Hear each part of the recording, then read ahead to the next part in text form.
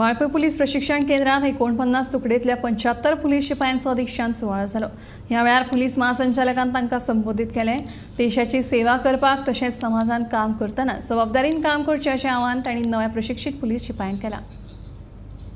It is my proud privilege to be present here and to observe the excellent passing out parade presented by the 79 recruits.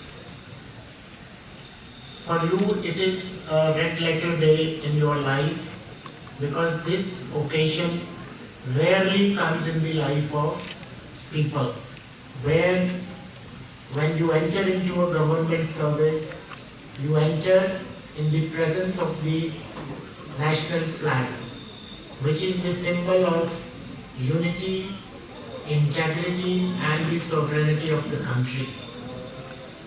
Also present was the flag of Goa Police, which indicates that now from today onward you are a member of the police force and you have to abide by all the rules and regulations of a regimented force.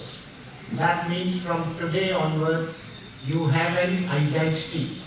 Today you have taken oath to serve the nation, serve your state and serve your society.